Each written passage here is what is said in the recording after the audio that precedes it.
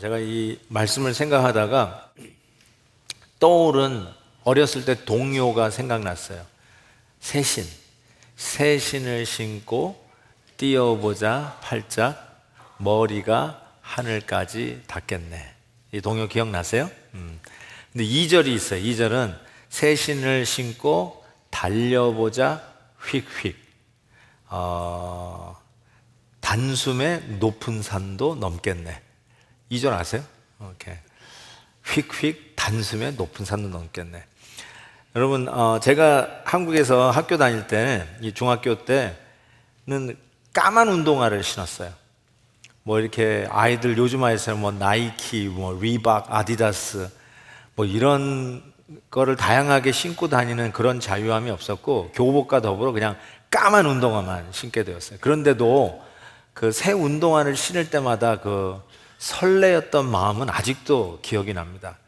운동화 끈을 탁 매면서 그런 그 신나는 마음, 정말 새신을 신고 뛰어보자 팔짝 머리가 하늘까지 닿을 것 같은 그 기분 충분히 이해할 것 같습니다. 자, 여러분도 신발을 신으실 텐데 여러분은 신발을 살 때 뭐가 제일 중요하세요? 어떤 신발을 사세요? 제일 중요한 게 뭐예요?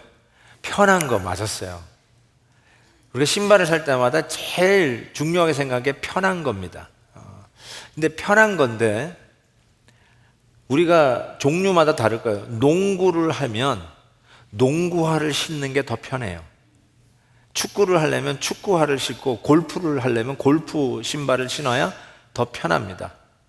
스레빠가 편하다고 농구할 때 스레빠 신지 않습니다. 불편해요. 그러면 마찬가지로 여기서 이 복음의 신발을 신으라고 그러는데 이 전신갑주를 입은 우리 성도들이 진리의 허리띠를 딱 차고 중심을 잡고 의의 호신경으로 이 어깨에서부터 이 배까지 이 내장을 보호하는 이 호신경을 딱 해서 우리의 속을 지키고 그런 후에 오늘 말씀 이제 복음의 신발을 신으라고 했는데 이 신발을 당시 사도 바울이 로마 군인이 신는 이 신발을 보면서 이야기한 거거든요.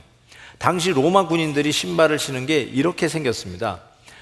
당시 로마 기병에 그 동상이 있는데 그 1, 2세기의 로마 군인이에요. 그 기병의 발을 보니까 저렇게 돼 있어요. 저게 당시 로마 군인들이 신고 다니는 신발이었구나 라고 생각해 볼 수 있어요. 그런데 이 로마 군인들이 신고 다니는 신발은 특징이 있었는데 그 바닥에 날카로운 징을 박았어요. 이것이 로마 군인들이 신고 다니는 군화 신발의 특징이었다고 이야기할 수 있습니다. 그러니까 여러분 이 신발이 어떤 신발이냐라고 봤더니 오늘 성경에서는 이렇게 이야기하고 있어요. 15절에 평안의 복음이 준비한 것으로 신어라 이렇게 얘기했어요. 그러니까 저기 영어로 보면 having put on the readiness라는 거예요. 이 준비를 신으라는 거예요. 준비. 그러니까 군인이 나갈 때 준비된 마음이 필요하듯이 우리 성도들이 영적 전투에 나갈 때 이 군화를 신듯이 운동화 끈을 질끈 잡아 매듯이 어떤 readiness, 준비성 이것이 참 중요하다는 것을 얘기합니다. 그래서 이 전쟁에는 어쩌면 준비한 만큼 승리가 보장된다고 할 수 있을 것입니다.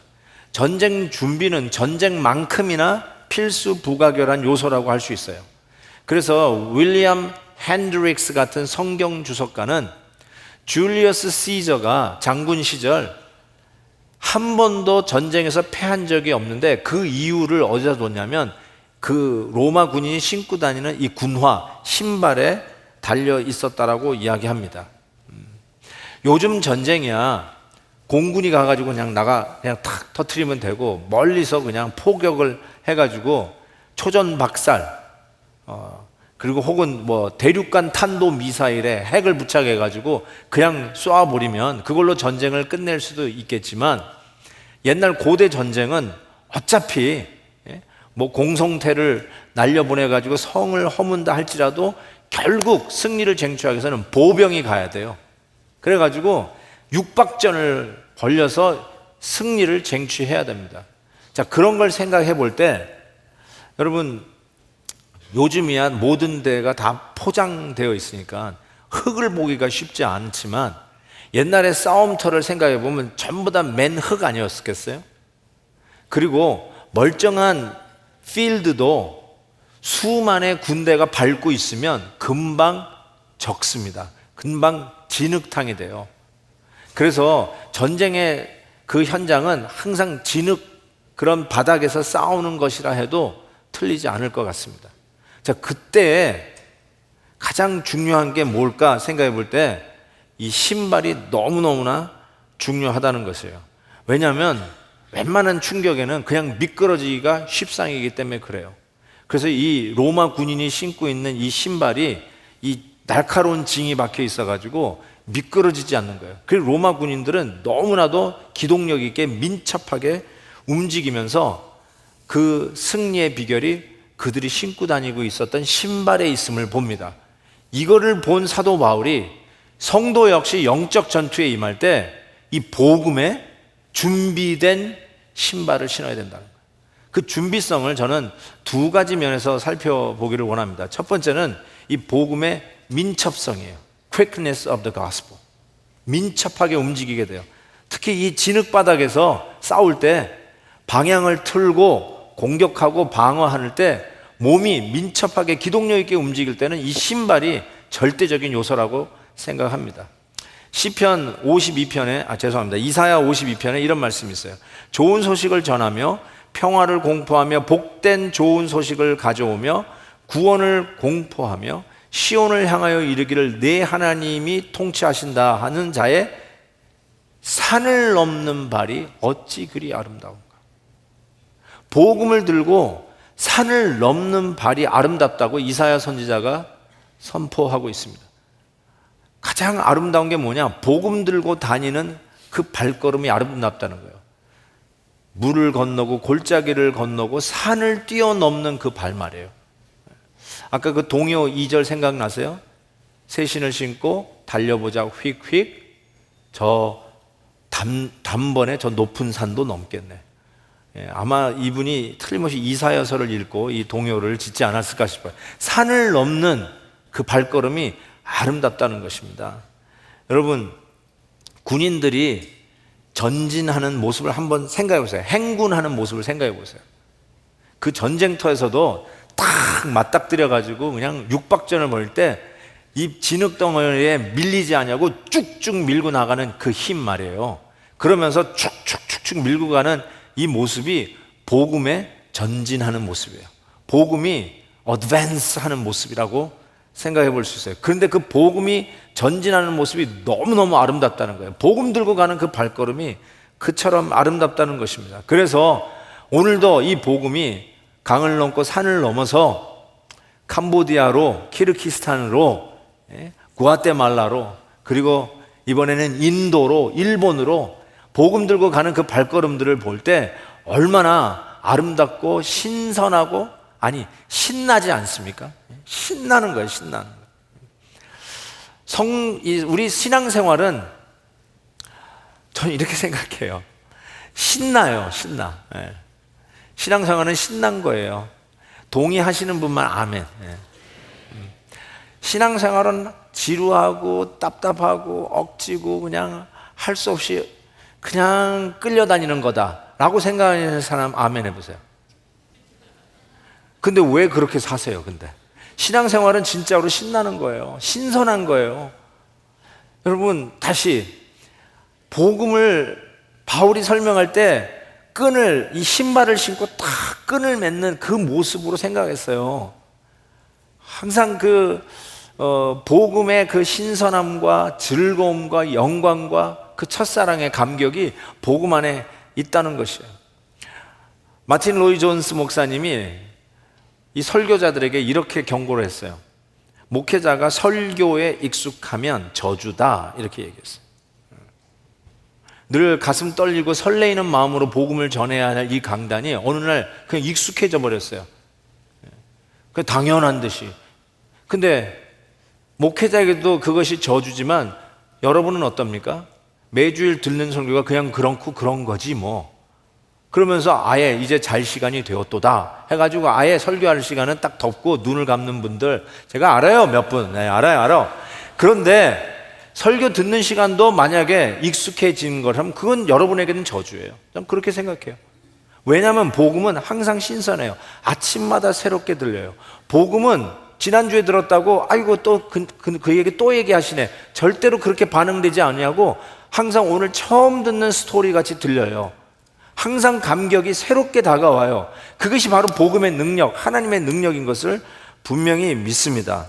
그래서 이 복음은요 그렇게 신선하게 다가와요. 첫사랑으로 다가와요. 제가 좋아하는 시가 있어요. 이 시를 다시 생각하게 된 거는 거기에 이 신발 끈을 묶는 얘기가 나와서 그래요. 한번 이 정채봉 씨의 첫 마음이라고 하는 시인데 한번 들어보실래요? 1월 1일 아침에 세수하면서 먹은 첫 마음으로 1년을 산다면, 학교에 입학하여 새 책을 처음 펼치던 영롱한 첫 마음으로 공부를 한다면, 사랑하는 사이가 처음 눈이 맞던 날의 떨림으로 내내 함께 한다면, 첫 출근하는 날 신발끈을 매면서 먹은 마음으로 직장 일을 한다면, 아팠다가 병이 나은 날에 상쾌하고 감사한 마음으로 몸을 돌본다면, 개업날의 첫 마음으로 손님을 늘 기쁨으로 맞는다면, 세례받던 날 빈 마음으로 눈물을 글썽이며 신앙생활을 한다면, 나는 너는 나라며 화해하던 그 날에 일치가 가시지 않는다면, 이 사람은 그때가 언제이든 늘 새 마음 때문에 바다를 향하는 냇물처럼 날마다 새로우며 깊어지며 넓어진다. 이게 바로 복음의 신선한 기동력 있는 민첩함이라고 저는 생각해요.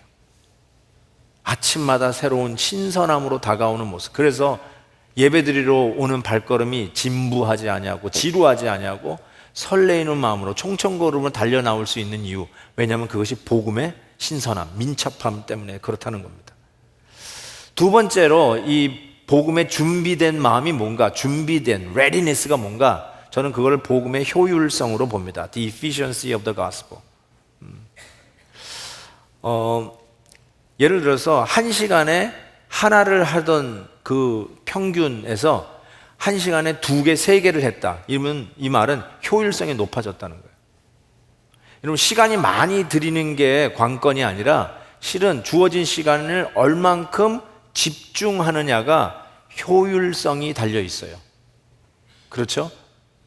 저도 그래요. 어떤 시간에는 집중해가지고 설교 아웃라인이 나올 때가 있는데, 어떨 때는 10시간을 해도 이 디스트랙션이 되면은 집중을 못해가지고 시간이 너무너무 오래 걸릴 때도 있어요.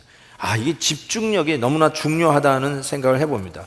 아까도 말씀드렸죠? 질퍽한 땅에서 지금 육박전으로 서로 밀고 땡기고 하는 그 육박전, 로마 군인들이 싸우는 그 현장을 한번 상상해 보십시오. 여러분, 저쪽에서 칼을 확 내리치는 거를 딱 막아요. 그럼 여러분 그냥 막는다고 생각하지만 질퍽한 땅에서 딱 막으면 그 체중과 충격 때문에 몸이 밀리게 돼 있어요. 그런데 땅이 질퍽하면 미끄러져요. 미끄러지면, 넘어지면 그 다음 칼에 죽는 거예요. 막았다고 되는 게 아니에요. 딱 막아서 몸이 밀리지 않냐고 딱 버티고 그 다음에 공격 자세로 들어가려면 몸이 밀리지 아니하고 여러분이 버티고 있는 이 다리가 힘을 딱 받치고 있었는데, 밀리지 않으려면 날카로운 징박은 그 신발이 딱 힘을 딱 집중해서 받을 수 있도록 버티고 있어야 돼요. 그래야 그 다음 공격이 들어갈 수 있어요. 미끄러지면, 또 옆으로 방향을 틀다가 피하다가 미끄러지면, 넘어지면 그 다음 칼에 죽는 것입니다. 이 복음의 효율성은 어떻게 보면 생명에 달려 있다라고 해도 틀리지 않을 것입니다. 그래서 여러분, 미끄러지면 죽는 거예요. 미끄러지면 한 번 막았다고 사는 게 아니라 그 다음 공격에 완전히 너무나도 적나라하게 노출될 수밖에 없다는 것입니다. 그래서 복음의 효율성은 집중력에 달려 있다라고 해도 틀리지 않습니다. 그 집중력이 어디에 달려 있다고요? 신발에 달려 있는 거예요. 신발. 그런 의미에서 가만히 생각해 볼 때 이 복음 앞에 이 평안이라고 별명을 붙인 게 굉장히 의미심장하다고 저는 생각해요. 복음이 그냥 복음이 아니라 평안의 복음, 샬롬, 피스, 평안의 복음이라고 얘기하고 있어요. 리안 모리스 같은 성경학자가 사도 바울이 이 복음하고 평안이라고 하는 이 단어를 가장 많이 쓴 사람이에요. 예를 들어서 신약에 이 복음이라는 단어가 한 70여 번 쓰여져 있는데 그 중에 60번을 사도 바울이 썼어요. 신약 성경 전체에 복음이라는 말이 70여 번, 73번 정확하게 있는데 그 중에 60번을 사도 바울이 썼어요. 또 평안이라는 말은 한 43번, 43번 이 신약 성경에 쓰여졌는데 이 43번을 전부 다 사도 바울이 썼어요. 그러니까 이 복음과 평안이라는 이 단어가 사도 바울이 잘 쓰던 단어인데 오늘 본문에서 처음으로 그리고 마지막으로 평안과 복음을 붙여서 썼어요. 각자 다른 컨텍스트에서 쓰다가 여기 전신갑주를 입을 때는 평안의 복음이라는 말을 여기서 이 컴비네이션을 여기서 처음으로 썼어요. 이게 굉장히 중요한 말이에요. 이게 왜 복음과 평안을 특별히 살벌한 전쟁에 나가고 있는 전투에 나가 있는 우리들에게 권면하면서 이거를 입으라고 했는데 이걸 신으라고 했는데 그 신어야 할 신발의 이름이 뭐냐? 평안의 복음을 신발을 신으라는 거예요. 왜 그럴까요? 집중해야 된다는 차원에서 평안이 너무나 중요한 역할을 하기 때문에 그래요. 여러분, 미끄러진다는 이 표현이 성경에서도 굉장히 많이 강조하는 말이에요. 강조한다는 말이 경고를 하는 말이에요. 예를 들면 시편의 73편 보면 나는 거의 넘어질 뻔하였고 나의 걸음이 미끄러질 뻔하였다. 신앙생활에 미끄러질 수 있는 걸음이 있다는 거예요. 그런 위기가 있다는 거예요. 또 시편 94편에는 여호와여 나의 발이 미끄러진다고 말할 때 미끄러진다. 이 중심을 잃고 미끄러진다고 말할 때 그때 딱 중심을 잡아주는 게 있는데 그게 무엇이냐? 주의 인자하심이 나를 딱 붙드셔서 미끄러지지 않고 다시 중심 잡고 일어섰다는 뜻이죠. 여러분, 여러분의 신앙생활에 미끄러지는 상황은 이렇게 얘기할 수 있어요. 여러분의 관계에 평안이 깨질 때 미끄러집니다. 부부 사이에 평안이 깨지면 부부 관계가 미끄러지는 거예요. 신앙생활이 미끄러지는 거예요. 부모와 자식 사이에 평안이 깨져요. 참 그럴 때도 있더라고요. 내가 낳은 자식이라고 다 나를 따라오는 게 아니더라고요. 깨지는 걸 많이 봐요. 평안이 깨지면 그게 신앙생활에 미끄러지는 거예요. 저를 가장 안타깝게 하는 미끄러지는 거는 교우들끼리 한 교회를 섬기는 교우들이 작은 오해로부터 시작해가지고 서로 반목하고 서로 정말 악수도 안 하고 쳐다보지도 않는 그런 관계, 평안이 깨진 거예요. 그때 여러분 뭐 그럴 수도 있겠지라고 하지만 악한 마귀가 여러분에게 그 평안의 관계를 깨므로 인해서 무엇이 여러분에게는 없어지냐면 복음의 효율성이, 복음의 민첩성이, 복음 증거되어지는 그 길이 막히는 거예요. 복음을 전하지 못하도록 막는 거예요. 한번 여러분 생각해 보세요. 신앙의 길은 아까 말씀드렸죠. 신선한 거예요. 영광스러운 거예요. 감격스러운 거예요. 오늘도 처음으로 듣는 스토리처럼 너무나 우리를 감격스럽게 첫사랑, 첫 출근, 1월 1일 새 출발 이런 마음으로 늘 새롭게 해요. 그런데 평안이 깨지면 여러분은 복음을 전할 수 없는 아주 무력한 군인으로 전락할 수밖에 없어요. 여러분의 과거를 생각해 보세요. 평안의 관계가 깨졌던 그때를 한번 생각해 보세요. 무슨 복음을 들고 남에게 가서 복음을 전합니까?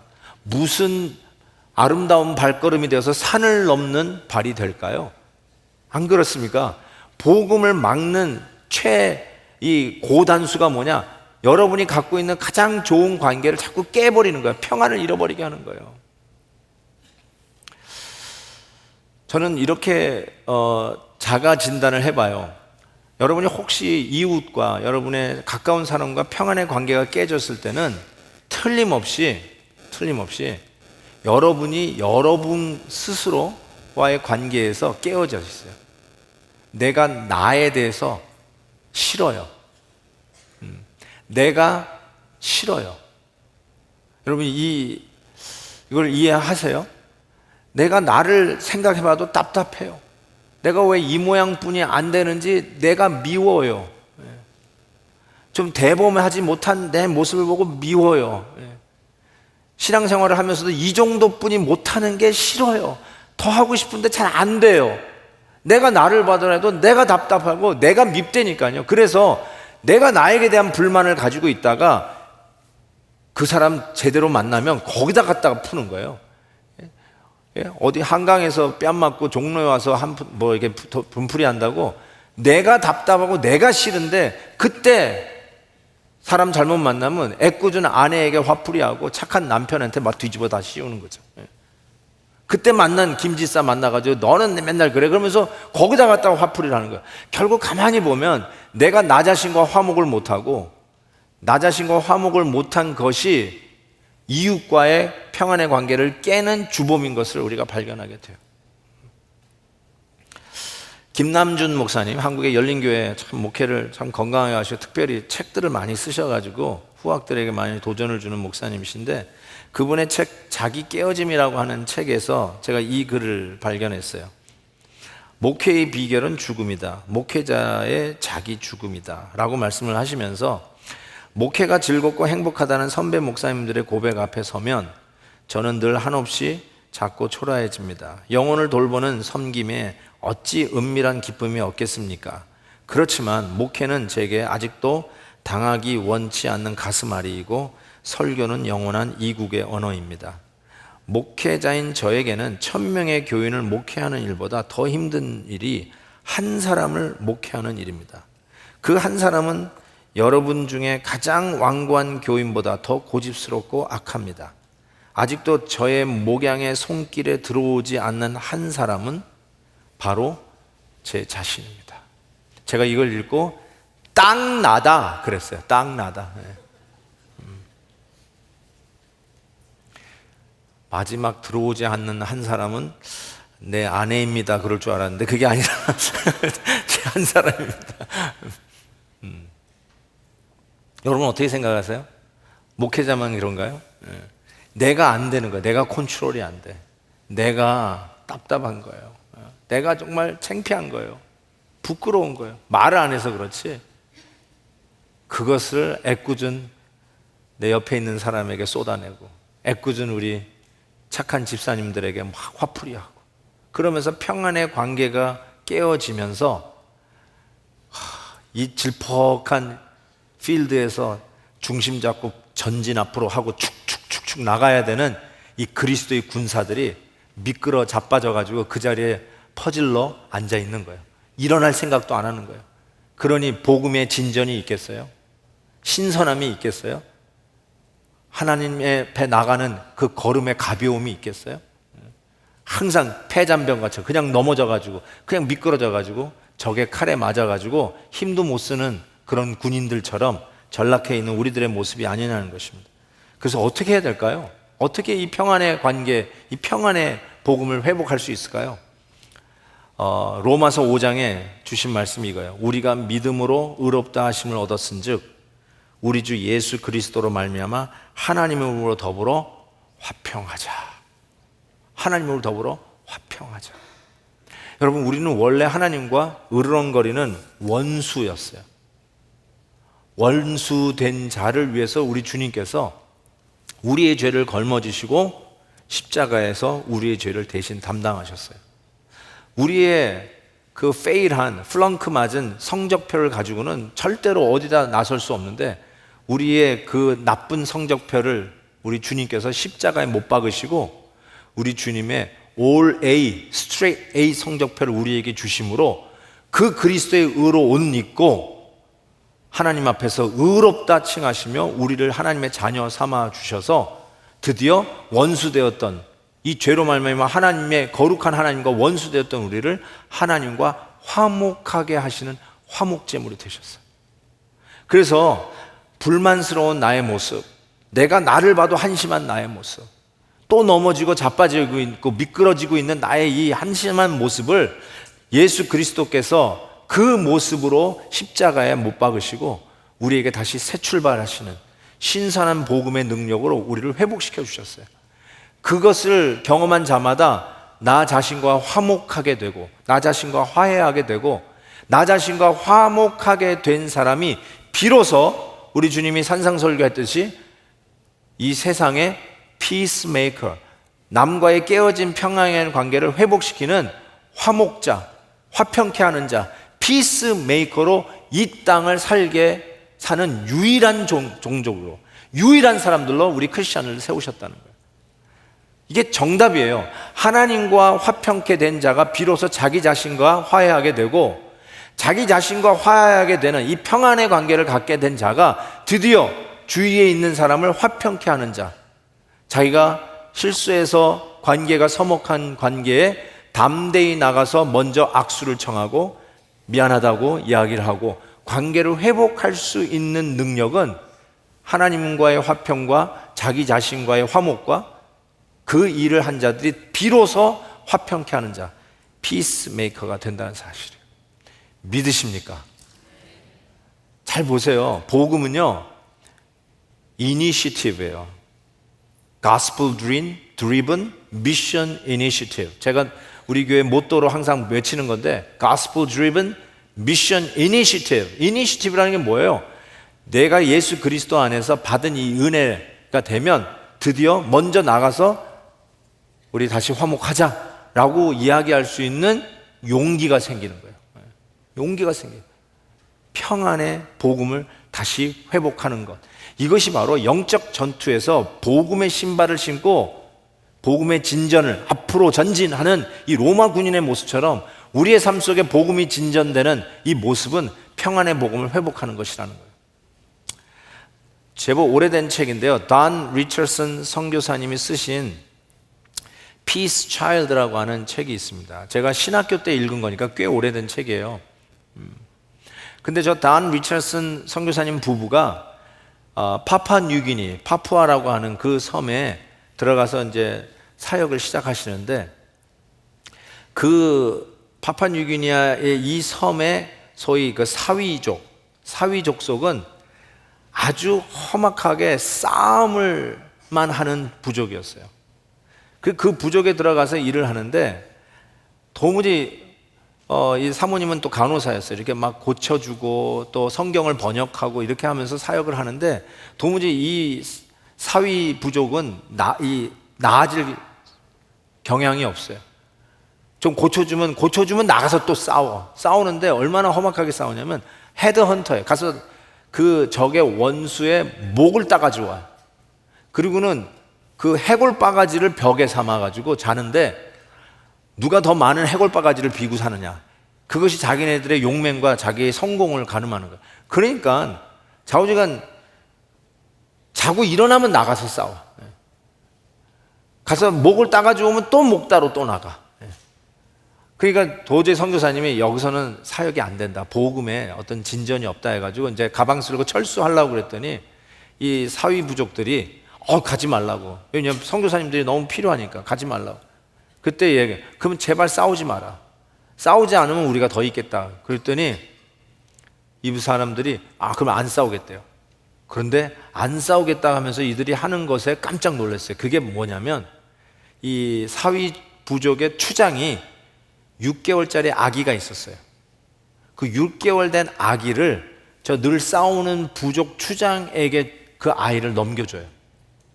그리고 그 적의 부족의 추장이 그 6개월 된 아기를 받으면서 그 6개월 된 아기를 자기의 아들로 입양을 해요.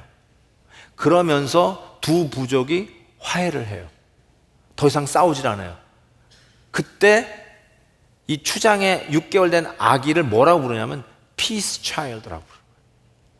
여기에 이 던 리처슨 선교사님이 눈이 확 뜨이면서 This is it. 드디어 복음을 전할 컨택 포인트를 찾아요. 그러면서 설명해요. 우리가 원래 하나님과 늘 으르렁거리며 싸우는 원수들이었다. 그런데 하나님께서 우리와 화해하기 위해서 당신의 독생자 예수 그리스도를 우리에게 주셨는데 바로 그분이 하나님과 우리의 사이를 화목케 한 피스 차일드다.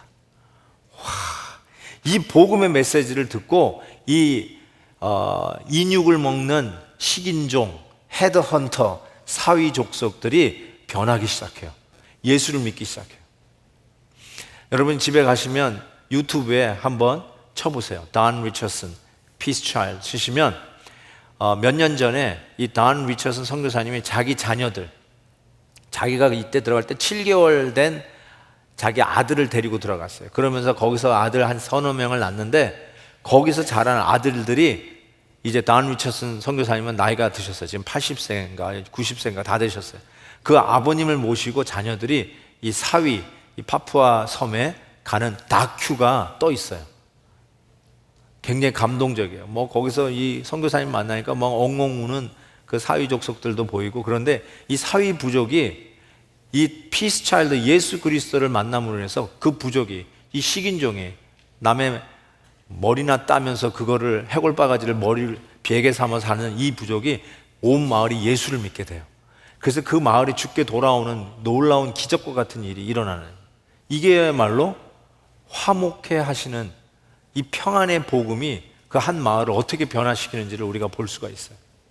사람의 목을 따고 사람의 인육이나 먹는 그 식인종이 어떻게 이렇게 변할 수 있는가? 평안의 복음을 드디어 받아들이기 시작한 거죠. 예수 그리스도로 말미암아 내 자신과 화목하고 드디어 이웃과 화목하게 되는 이 복음의 능력을 맛보신 거죠. 사랑하는 성도 여러분, 우리는 원래 이 영혼에 이 어두운 죄악이 드리워져서 하나님과는 도저히 화목할 수 없는 원수된 자들이었어요. 그리고 하나님 앞에서 으르렁거리면서 하나님의 심판과 하나님의 공의 앞에서, 그 거룩 앞에서 벌벌 떨면서 하나님의 눈도 제대로 똑바로 쳐다보지 볼 수 없었던 연약한 죄인들이었습니다. 그런데 바로 우리들을 위해서 화목제물로, 피스 차일드로 예수 그리스도께서 우리 죄를 대신 담당하심으로 말미암아 우리는 더 이상 하나님과 원수의 관계가 아니라 하나님과 평안의 관계, 자녀의 관계가 되었다라고 하는 것입니다. 이 담대함을 가지고 나를 드디어 용서하기 시작했고, 이 담대함을 가지고 깨진 관계를 회복하는 피스메이커의 역할을 감당할 수 있게 되었다는 사실이에요. 여러분의 인격으로 화평케 하는 자가 될 수 없어요. 여러분이 공부 많이 했다라고 피스메이커가 되는 게 아니에요. 예수 그리스도의 이 평안의 복음으로 말미암아 하나님과 화목된 자가 비로소 자기를 용서하고, 바로 이 평안의 관계 속에서 비로소 나의 부부 관계가 회복이 되고, 우리 자녀들과의 관계도 회복이 되고, 그리고 오해해가지고 악수도 안 하고 얼굴도 안 보던 그 김집사하고도 화해할 수 있는 힘과 능력을 얻게 된다는 걸 믿으시기 바랍니다. 저는 이렇게 생각해요. 우리가 걷는 길에는 수많은 바나나가 깔려 있어요. 맨 바나나예요. 왠지 아세요? 밟으면 미끄러지니까. 다 미끄러질 수밖에 없어요. 근데 관계가 깨지면 미끄러 넘어진 거예요. 근데 안 미끄러지는 사람이 어디 있겠어요? 근데 평안의 복음으로 신을 씌우면 미끌거리다가 꽉 잡아줘요. 미끌거리다가 다시 일어설 수 있어요. 문제는 뭐냐면 넘어졌는데, 미끄러도 넘어졌는데 안 일어나는 거예요. 그냥 미끄러진 대로 그냥 거기 그냥 진흙탕 속에서 살자. 그게 복음의 능력을 잃어버리고 악한 마귀의 이 작전에, 계획에 넘어져서 그냥 능력도 없이 복음의 진전이 나타나지 않냐고, 복음이 흐르다가 딱 하수구 막혀 있는 것처럼 여러분의 인생에 복음이 딱 막혀가지고 더 이상 진전이 없는 삶, 마귀가 제일 좋아하는 삶, 그렇게 살고 있는 거예요. 여러분, 미끄러지지 않는 삶이 어디 있어요? 그러나 오늘 다시 평안의 복음의 신발끈을 딱 조여매는 마음으로 신고 다시 자리를 털고 일어나세요. 일어나세요. 삐끄덕할 때 다시 일어나세요. 복음의 신발이 능력이 되어서 예수 그리스도의 군사들로 오늘도 담대하게 전진해가는 그리스도의 군사 될 것을 믿습니다. 한번 잠시 기도하는 시간 갖으면 좋겠습니다. 우리 같이 한번 기도하시는데요, 오늘 말씀을 들으면서 여러분이 미끄러졌던 그 현장이 기억날 거예요. 삐끄덕거렸어요. 미끄러진 거예요. 그래서 다시 평안의 복음의 신발, 그 날카로운 뾰족한 징이 박혀있는 그 신발 신어야 안 미끄러져요. 그게 바로 평안의 복음의 신발을 신으라는 거예요. 여러분이 그리스도 안에서 평안의 복음의 신발을 신은 것을 믿습니까? 하나님이 여러분을 사랑하는 자녀로 보시면서 예수 그리스도를 화목제물로 피스 차일드로 십자가에 못 박으며 여러분과 화목하신 걸 믿습니까? 그걸 믿으면 여러분은 못마땅한 여러분 자신을 용서할 수 있는 힘이 생겨요. 더 나아가서 그렇게도 보기 싫은 평안의 관계가 깨어진 그 사람에게 이니시티브, 먼저 나가서 악수를 청할 수 있는 용기도, 피스메이커의 용기도 생길 거라고 저는 생각해요. 여러분 다시 한번 넘어진 현장에서 자리를 털고 일어날 수 있는 담대함이 있기를 바랍니다. 용서를 구하시고요, 회개하시고 다시 일어서세요. 복음의 진전이 여러분의 삶 속에 다시 나타나기를 진심으로 바랍니다. 우리 같이 한 목소리로 같이 기도하는 시간 갖겠습니다. 하나님 아버지, 오늘도 말씀을 통해서 우리를 도전해 주심을 감사합니다. 우리의 넘어진 현장들, 하나님 작은 오해로부터 시작해서 깨어진 우리의 평강의 관계들, 미끄러져 넘어져 있는 우리들의 모습 속에서 일어나지 아니하고 하나님 그 진흙탕 속에 그저 누워있는 우리의 모습들을 발견하며 나를 통해서 복음이 전해지지 아니하고 나를 통해서 오히려 복음이 절단되고 막아지고 하나님의 복음의 진전이 나타나지 않는 이 모습을 정말 회개합니다. 주님, 다시 평강의 복음의 신발을 신고 하나님 다시 일어서기를 원합니다. 복음의 효과적인 전달자가 되기를 원합니다. 산을 넘는 아름다운 발걸음이 되기를 소원합니다. 우리의 언행과 우리의 삶과 우리의 말과 우리의 얼굴 모습에서도 우리 주 예수 그리스도의 복음의 진전이 나타나게 해 주시옵시고 평강의 복음 아버지 하나님 다시 한번 신는 저희들 되게 하여 주시옵소서. 믿사옵고 우리 주 예수 그리스도의 이름으로 기도하옵나이다. 아멘.